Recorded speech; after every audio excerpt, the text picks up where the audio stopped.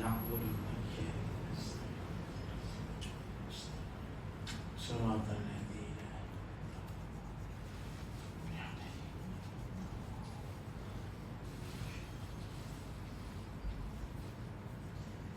بسم الله الرحمن الرحيم. Assalamualaikum warahmatullahi ta'ala wabarakatuh. Alhamdulillahilladzi nazzala al-furqan ala 'abdihi liyakuna lil 'alamin nadhira walladzi arsala rasulahu bil huda wa dinil haqq liyudhhirahu 'ala ad-dini kullihi walau karihal kafirun. Asyhadu an la ilaha illallah wahdahu la syarika lah wa asyhadu anna Muhammadan 'abduhu wa rasuluh. Allahumma salli wa sallim wa barik ala sayyidil mursalin wa ala alihi wa sahbihi ajma'in. Subhanaka la 'ilma lana illa ma 'allamtana innaka antal 'alimul hakim. Wa la hawla wa la quwwata illa billahil 'aliyyil 'azim. Rabbi shrah li sadri wa yassir li amri wahlul 'uqdatam min lisani yafqahu qawli, amma ba'd. Fa ya ibadallah ittaqullah usikum wa nafsi bittaqwallah faqad fazal muttaqun. Qala Allah Ta'ala fil kitabihil karim, a'udzu billahi minasy syaithanir rajim, al-haqqu min rabbik fala takunanna minal mumtarin. Shadaqallahul azim. Wa qala Rasulullah sallallahu alaihi wasallam, balighu anni walau ayah. Tuan-tuan, puan-puan, muslimin dan muslimat yang mudah-mudahan dirahmati oleh Allah. Alhamdulillah, kita bersyukur pada Allah. Pada tengah hari ini kita sambung pengajian kita yang berdasarkan kitab Tazkirah dan Taujihat Surah Al-Anfal, pengajaran dan teladan dari semasa dan selepas peperangan Badar. Jadi insyaAllah pada hari ini kita sambung. Jika tak silap saya, hari ini kita masuk pada ayat yang ke-20 hingga 23 muka surat 46. Tak silaplah, ayat 20 hingga 23 muka surat 46. Firman Allah, a'udzu billahi minasyaitonir rajim. Ya ayyuhalladzina amanu athi'ullaha wa rasulahu wa la tawallaw anhu wa antum tasma'un wa la takunu kalladzina qalu sami'na wa hum la yasma'un. Inna syarrad dawabi 'indallahi summul bukmul ladzina la ya'qilun. Walau 'alimallahu fihim khairan la asma'ahum walau asma'ahum latawallaw wa hum mu'ridun. Yang bermaksud, wahai orang yang beriman, taatlah kepada Allah dan Rasulnya sallallahu alaihi wasallam, dan janganlah kamu berpaling daripadanya, sedang kamu mendengar, dan janganlah kamu menjadi seperti orang kafir dan munafik yang berkata, Kami dengar padahal mereka tidak mematuhinya. Sesungguhnya sejahat-jahat makhluk yang melata pada sisi Allah ialah orang yang pekak lagi bisu, yang tidak mahu memahami sesuatu pun. Dan kalaulah Allah mengetahui ada kebaikan pada mereka, tentulah Allah menjadikan mereka dapat mendengar.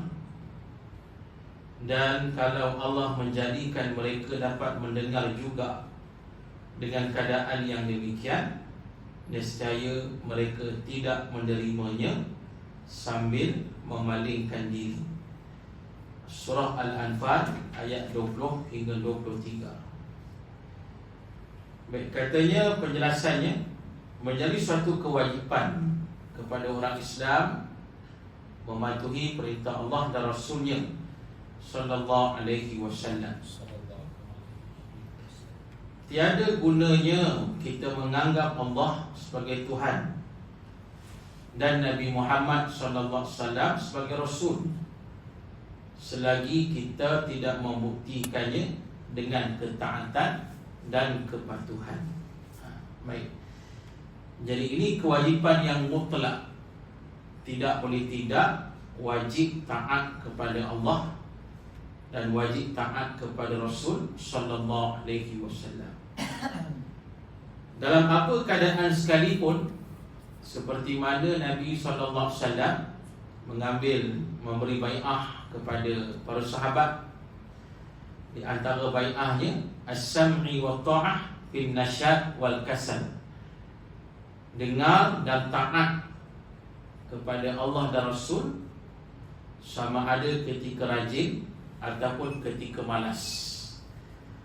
Maknanya muslimin dan muslimat, apapun keadaan kita, kita wajib taat kepada Allah dan Rasul sallallahu alaihi wasallam. Jadi yang mana taat pada Allah dan Rasul ini dijelaskan tadi ialah bukti kita yakin Allah Tuhan kita dan kita yakin akan Nabi sebagai Rasul. Itu bukti kita. Sebab ramai orang yang bercakap dekat mulut, mengaku Allah Tuhan mereka, mengaku Nabi ini Rasulullah, Nabi mereka, tapi sekadar pengakuan di lidah, tak ada bukti. Jadi kalau benar kita yakin Allah Tuhan kita, Nabi sallallahu alaihi wasallam sebagai Rasul, Nabi kita, maka buktikanlah dengan kita taat pada Allah dan Rasul sallallahu alaihi wasallam.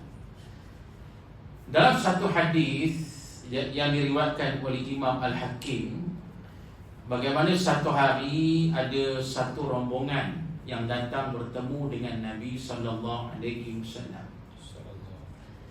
Bila saja mereka ni bertemu dengan Nabi, mereka beri salam ke Nabi, duk sembang-sembang dengan Nabi. Bila sembang-sembang dengan Nabi, Nabi dapati cara percakapan mereka ni bukan orang yang biasa-biasa. Maknanya mereka ni intelektual, golongan intelektual, datang bertemu dengan Nabi sallallahu alaihi wasallam. Yang mana Nabi tak kenal mereka, tapi mereka Islam. Sebab masa Nabi menjadi pemerintah, maka Nabi dah hantar para sahabat sebagai utusan Nabi untuk sebarkan Islam di tempat-tempat yang lain. Jadi mereka ni mendapat Islam daripada utusan Nabi Muhammad sallallahu alaihi wasallam. Jadi pasal itu mereka sudah Islam, dan kali itu bila mereka bertemu dengan Nabi tadi, mereka memberi salam. Mereka sudah Islam. Maka Nabi tanyalah, siapa kamu semua ni? Sebab Nabi tak kenal, tapi cara cakap mereka ni orang hebat-hebat lah, orang bijak pandai. Maka Nabi tanya, siapakah kamu semua ni? Maka mereka jawab, kami ini wahai Rasulullah ialah orang-orang yang beriman. Mereka terus mengaku, kami ini wahai Rasulullah ialah orang-orang yang beriman. Bila saja Nabi dengar macam tu, Nabi kata, apa bukti? Sebab iman kena ada bukti. Bila kata iman, bila kata yakin pada Allah, bila kata percaya pada Allah, bila kata takwa pada Allah, apa bukti? Apa bukti yang kamu ni betul-betul beriman? Jadi mereka kata yang pertama, kami melaksanakan apa yang kau suruh.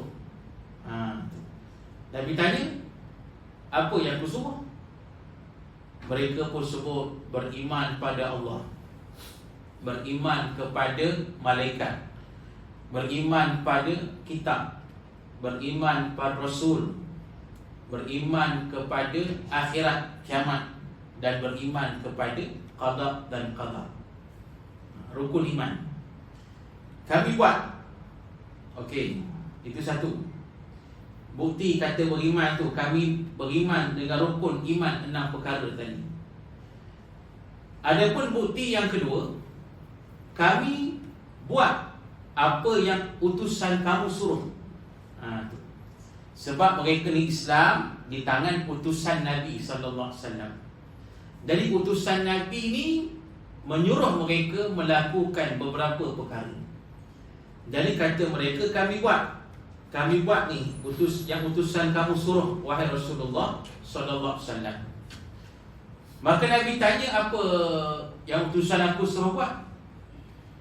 Jadi mereka pun sebut, iaitu bersaksi Allah Tuhan kami, tidak ada syirik baginya, dan bersaksi kamu wahai Muhammad utusan Allah, Rasulullah, Nabi kami, melaksanakan salat pada waktunya, itu 5 waktu, membayar zakat, berpuasa di bulan Ramadan, dan melaksanakan haji bila berkemampuan. Maknanya 5 rukun Islam pun mereka buat. Bukti nak kata beriman ni. Kemudian mereka sebut lagi, kami juga mengamalkan sifat jahiliah dahulu. Ada amalan jahiliah dulu, budaya jahiliah yang baik, kami kekalkan dan kami amalkan walaupun kami dah Islam. Maka Nabi tanya, apa amalan budaya jahiliah yang baik yang kamu kekalkan itu? Dia kata di antaranya kami ni meraihkan tetamu. Dan kemudian kami ini bertekad bila berhadap dengan musuh. Mana bila musuh datang, kami tak lari, kami akan lawan bersungguh-sungguh. Dan kemudiannya kami akan redha dengan apa saja ketentuan yang pahit. Jadi ini antara amalan jahiliah yang baik, yang dikekalkan, yang dilaksanakan walaupun mereka sudah masuk Islam. Bila Nabi dengar, Nabi kata apa? Bagus. Bagus. Kamu semua ni orang yang cerdik pandai. Bagus, kata Nabi. Cuma Nabi kata tambah sikit lagi. Tu. Nak kata bukti beriman tu, tambah sikit lagi Nabi kata. Jadi dah cantik dah rukun iman, cantik dah rukun Islam, cantik dah budaya yang baik jahiliah yang ada tu, cantik dah. Cuma Nabi kata tambah sikit lagi. Bila kamu melaksanakan yang ni lagi, maka sempurnalah kebaikan kamu. Apa dia? Di antaranya kata Nabi SAW, yang pertama, dalam soal makanan, jangan melakukan pembaziran. Bila kamu menghimpunkan makanan, pastikan makanan yang dihimpun untuk yang kita makan saja. Mana jangan berlakunya pembaziran, janganlah berlaku berlebih-lebihan. Sebab kadang-kadang ada orang yang himpun makanan banyak-banyak tapi tak makan. Berlakulah pembaziran. Pembaziran ni nampak macam biasa, tapi ditegah oleh Allah dalam Quran. Wala tubadzir tabdzira. Innal mubadzirina kanu ikhwanasy syayatin. Kata Allah, jangan melakukan pembaziran. Jangan, kata Allah. Sekali-kali pun jangan. Kerana pembaziran ini, kata Allah, saudara syaitan. perbuatan saudara mara syaitan, kata Allah. Jadi pembaziran jangan buat. Nabi larang. Nak menunjukkan ini satu dosa yang mesti ditinggalkan. Mungkinlah nak kata di zaman Nabi tu mungkin ramai orang suka membazir makanan tu. Tu Nabi sebut benda tu. Dan kita dapati orang Arab setengah-setengahnya sampai hari ni duk panggil macam tu. Setengah-setengahnya. Dia makan nasi Arab tu ramai-ramai tu. Bila dah kenyang, tinggal itu je. Masih banyak nasi, masih banyak daging. Mana ada setengah mereka ni masih tak ikut yang Nabi suruh. Sama lah kita pun orang Melayu. Lebih lagi kalau masuk bulan Ramadan. Masuk bulan Ramadan ni ada buffet Ramadan, iftar, makan. Orang kata tak salah nak iftar buffet tu. Yang salahnya berlaku pembaziran. Ni sampai orang dok kata, pernah saya dengar ada radio. Dia kata apa? Setiap tahun bila masuk bulan Ramadan, sampah kita ni makin meningkat. Meningkat berkali ganda, meningkat jumlah sampah. Kerana banyaknya berlaku pembaziran di bulan Ramadan itu. Itu dia. Jadi perbuatan macam ni Nabi kata tinggalkan. Bila kita tinggalkan, insya-Allah maka boleh mencapai kesempurnaan kebaikan. Kemudian Nabi sebut lagi, jangan kamu buat rumah dan tak duduk di rumah itu. Jangan buat rumah tapi tak tinggal dekat rumah. Buat saja. Mana bila buat rumah, kata Nabi, duduk. Ataupun buat rumah, kita buat rumah, beli rumah untuk buat sesuatu. Untuk aset kita, untuk perniagaan ke, nak jual ke, nak buat homestay ke, nak sewa ke, yang tu tak apa. Yang Nabi larang ni kita buat rumah tapi tak duduk. Ada macam tu. Muslimin dan muslimat jadi rahmati oleh Allah.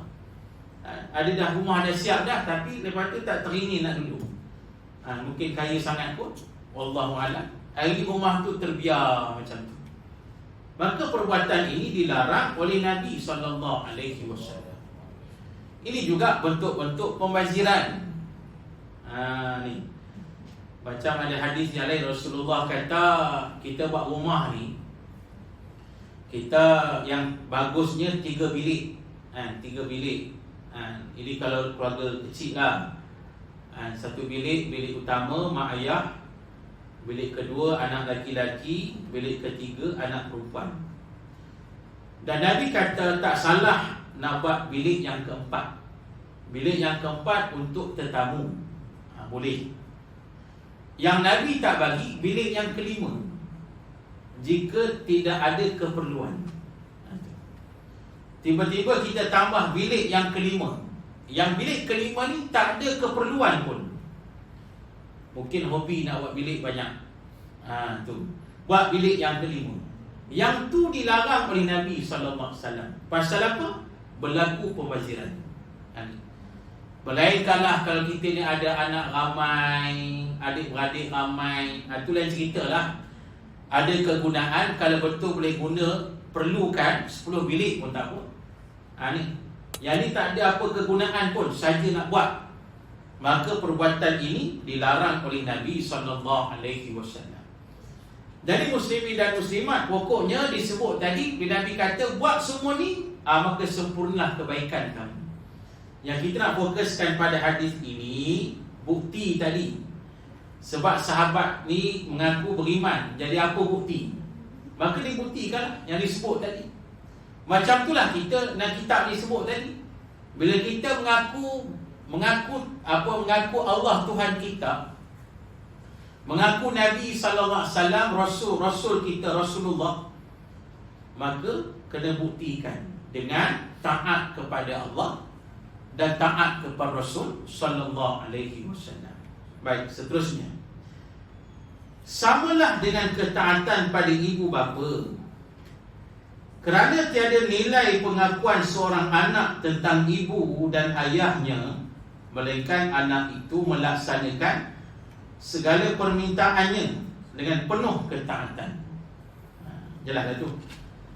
Macamlah kita taat pada mak ayah kita. Tu kita baik dengan mak ayah kita. Tidak ada nilai pengakuan seorang anak kalaulah kita ni tidak melaksanakan permintaan mak ayah kita. Walaupun kita ni kata sayang mak ayah kita, tapi kita tidak melaksanakan permintaan dia, maka tidak ada nilai lah sayang kita pada mak ayah kita itu. Mesti dibuktikan. Baik.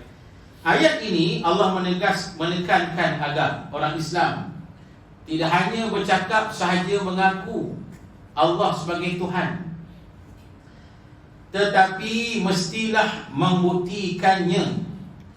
Sifat orang mukmin ialah kami dengar dan kami patuh, manakala sifat orang kafir ialah kami dengar dan kami ingkar. Itu jelas. Dia kata orang yang mukmin, yang beriman, sifat mereka kami dengar dan kami patuh.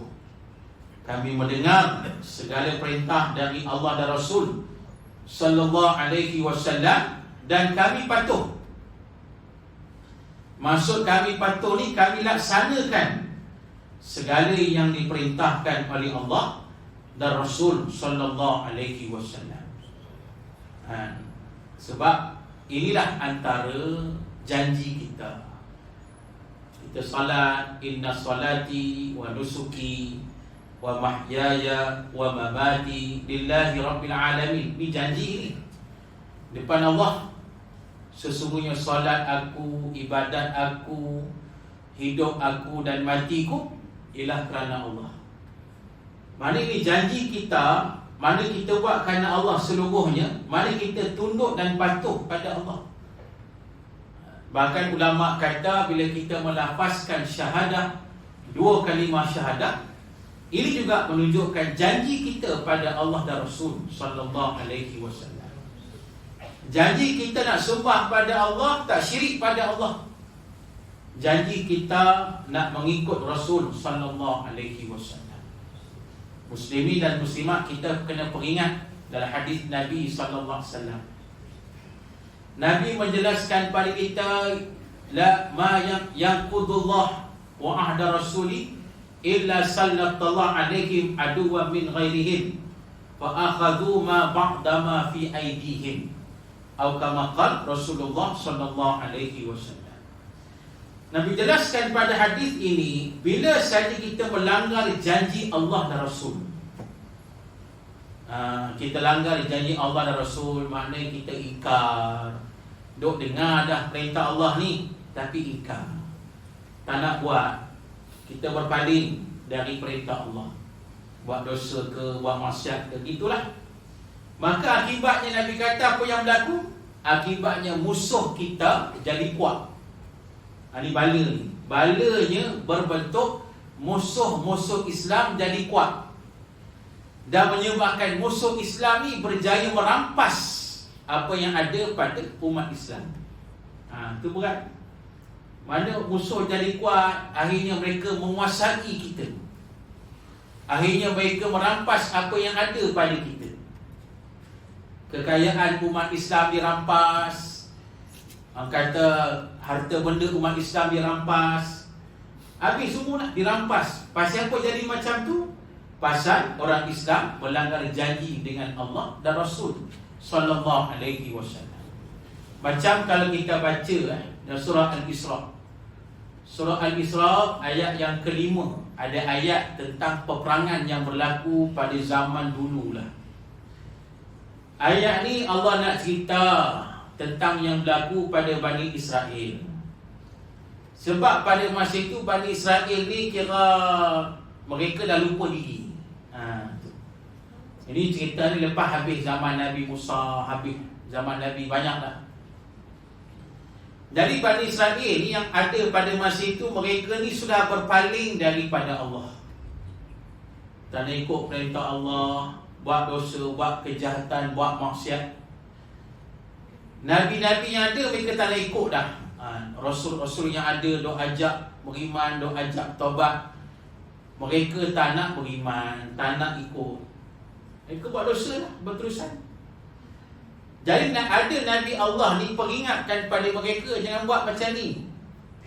takut akan datang nanti kebinasaan yang berat, yang dahsyat yang Allah beri pada kamu. Jangan buat macam ni. Jangan duk buat jahat macam ni, jangan duk buat maksiat macam ni. Takut akan datang satu hari nanti kehancuran, kebinasaan yang Allah beri pada kamu. Jadi mereka ni dengar, tapi mereka ambil tak tahu je lah. Buat tak tahulah. Maknanya mereka ni terus dengan dosa dan maksiat. Akhirnya apa yang berlaku, tuan-tuan muslimin dan muslimat? Tiba-tiba mereka diserang oleh bala tentera dari raja yang bernama Raja Bukhtanasar. Raja Bukhtanasar ni cukup dahsyat. Ini Nabi sebut tadi, akibat langgar janji Allah dan Rasul, musuh jadi kuat. Ni yang dah berlaku di zaman Bani Israel dulu ni. Bukhtanasar ni amat dahsyat. Dia pergi langgar habis Palestin pada masa itu. Ramai orang Bani Israel mati dibunuh. Dah mati kena bunuh, dipijak-pijak pula. Dia pergi serang kat Syam pula, ramai yang mati. Banyak negara dia pergi, dihancurkan. Dahsyat Bukhtanasar ini. Muslimin dan muslimat, ada hadis Rasul yang terangkan pasal Bukhtanasar ini. Nabi jelaskan pada kita, malakun fil ard arba'ah. Nabi kata raja dunia ada 4 orang. Raja dunia. Raja dunia ni maksudnya apa? Raja yang memerintah dunia. Ada 4 orang kata Nabi SAW. Mu'minani wa kafirani kata Nabi. 4 orang ni, 2 orang beriman, 2 lagi kafir. Adapun 2 yang beriman kata Nabi SAW, yang pertamanya ialah Zulkarnain. Ini beriman, raja yang memerintah dunia. Nabi kata malakun fil ard, raja dunia. Yang pertama yang beriman ialah Zulkarnain. Ini kita boleh baca ayat surah Al-Kahfi tentang Zulkarnain. Wa yas'alunaka 'an dzil qarnain. Tentang Raja Zulkarnain yang hebat, yang dahsyat kekuasaan dia, yang memerintah dunia. Bahkan dia mampu pergi sampai ke pelosok dunia. Itu.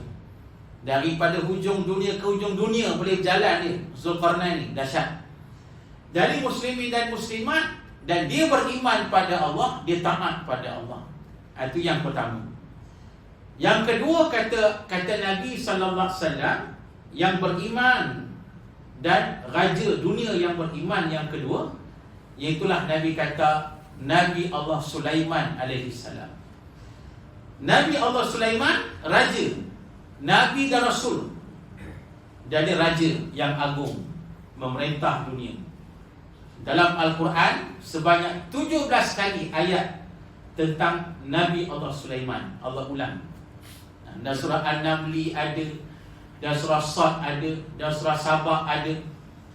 Ada ayat-ayat tentang Nabi Allah Sulaiman yang hebat, yang memerintah dunia. Manusia pakat tunduk ke dia, binatang pakat tunduk ke dia, bahkan jin pakat tunduk ke dia, bahkan angin pun dengar cakap dia. Ni Nabi Allah Sulaiman, seorang yang sangat berkuasa dan beriman pada Allah. Ini Nabi kata mu'minani, 2 orang raja dunia yang beriman. Adapun kata Nabi SAW, wa kafirani, dan ada 2 lagi raja dunia tapi kafir. Iaitu yang pertama sekali, muslimin dan muslimat, raja yang bernama An-Numrus. An-Numrus bin Kan'an bin Sam bin Nuh, yang merupakan satu raja dari keturunan Nabi Nuh alaihissalam. Tapi malangnya dia tak beriman pada Allah. Dia kafir sungguh. Kafir sungguh. Dan kisahnya dalam Quran ada beberapa ayat tentang An-Numrus ini. Di antaranya dalam surah Al-Baqarah, Allah menjelaskan, alam tara ilal ladzi haja Ibrahim rabbuhu an atahu Allahul mulk. Tentang seorang manusia ni yang Allah bagi kekuasaan pada dia, Dan orang ini kata Allah, dia berhujah macam-macam dengan Nabi Allah Ibrahim. Maksudnya raja ini hidup di zaman Nabi Ibrahim, jadi menentang Nabi Allah Ibrahim alaihissalam. Ini An-Numrus yang akhirnya dihancurkan oleh Allah. Itu yang pertama, kafiran. Dua kafir, raja dunia yang pertama. Adapun raja dunia yang kedua, yang kafir kata Nabi, iaitulah Bukhtanasar yang kita sebut tadi. Muslimin dan muslimat jadi rahmati oleh Allah. Yang Bukhtanasar ini kisahnya ada dalam Quran.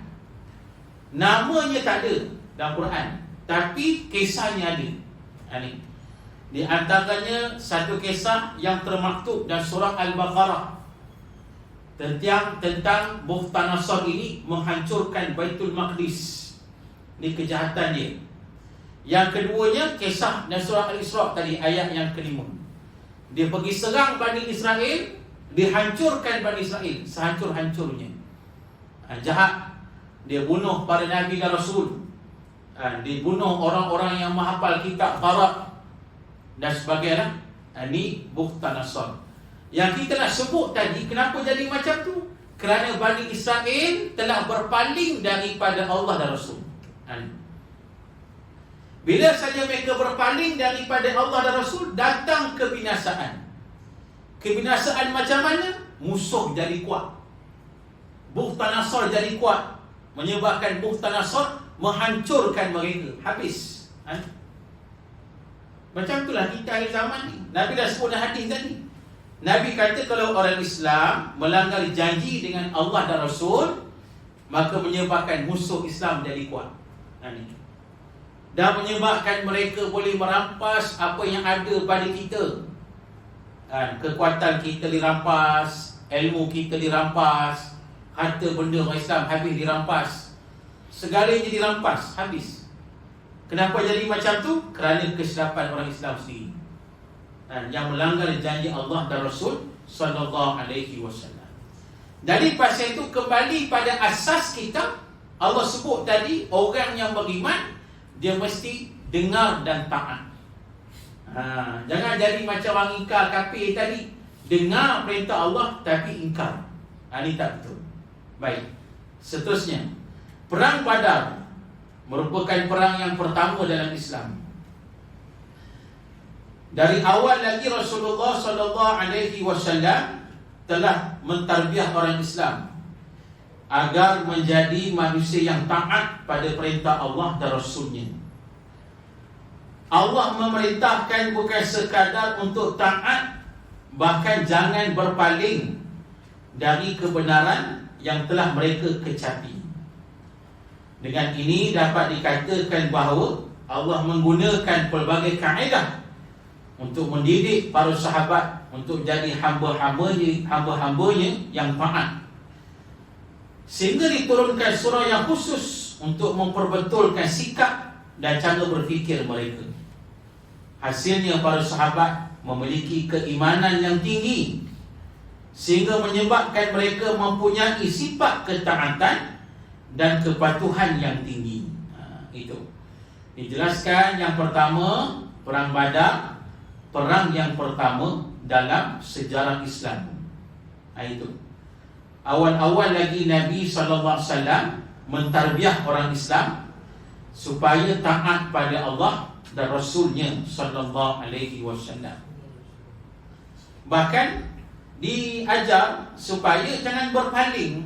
Ini walaupun terpaksa menghadapi peperangan ni, Perang Badar yang pertama dalam Islam ni, peperangan yang cukup mencabar bagi orang Islam, kerana mereka ada yang baru masuk Islam. Jadi mencabar sungguh ni. Tapi Nabi dah tarbiah mereka taat pada Allah, taat pada Rasul, jangan berpaling. Sebab kamu sudah berada pada jalan yang benar, maka jangan berpaling. Kamu dah berada di atas kebenaran yang sebenar-benarnya, maka jangan berpaling. Itu. Jadi mereka ditarbiah oleh Allah dan Rasul sallallahu alaihi wasallam. Macam itulah juga disebut tadi turun surah Al-Anfal ini. Kenapa? kerana Allah menegur para sahabat Nabi. Sebab bila saja habis perang Badar, dapat harta ghanimah rampasan perang. Bila dapat harta ghanimah rampasan perang ni, diagih-agihkan. Bila diagih-agihkan, ada yang tak puas hati cara agihan itu. Tu dia. Ada yang tak puas hati. Ada kata ni cara agihan ni tak adil ni, tak betul ni. Jadi menyebabkan berlakulah perbalahan, pergaduhan pasal tak puas hati tadi.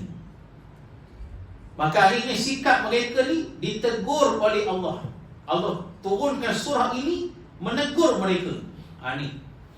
Ini nak kata Allah tarbiyah mereka sampai turun surah ni, membetulkan sikap mereka dan cara berfikir mereka. Yang akhirnya mereka menerima teguran itu dengan baik, mereka taat pada Allah dan Rasul. Dan akhirnya para sahabat Nabi ni menjadilah manusia yang amat tinggi iman mereka. Itu dia. Dan mempunyai sifat taat dan patuh yang amat tinggi kepada Allah dan Rasul sallallahu alaihi wasallam. Bahkan ulama kata mereka menjadi sebaik-baik, semulia-mulia manusia di sisi Allah setelah para Nabi dan Rasul alaihi wassalatu wassalam. Inilah hasil tarbiyah daripada Allah dan Rasul sallallahu alaihi wasallam.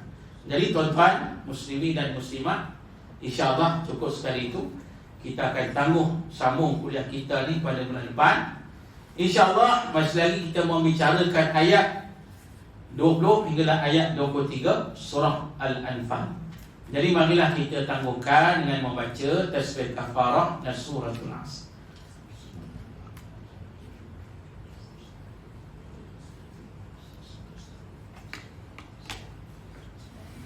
A'udzu billahi minasyaitonir rajim. Bismillahirrahmanirrahim. Alhamdulillahi rabbil alamin, wassalatu wassalamu ala asyrafil anbiya'i wal mursalin wa ala alihi wa sahbihi ajma'in. Radina billahi rabba wa bil islami dina wa bi Muhammadin nabiyyan wa rasula. Allahumma aghnina bil ilmi wa zayyinna bil hilmi wa akrimna bit taqwa wa jamilna bil afiyah. Allahumma inna nas'aluka ilman nafi'ah wa rizqan tayyiban wa amalan mutaqabbala walhamdulillahi rabbil alamin. Siru ala barakatillah. Assalamualaikum warahmatullahi taala wabarakatuh.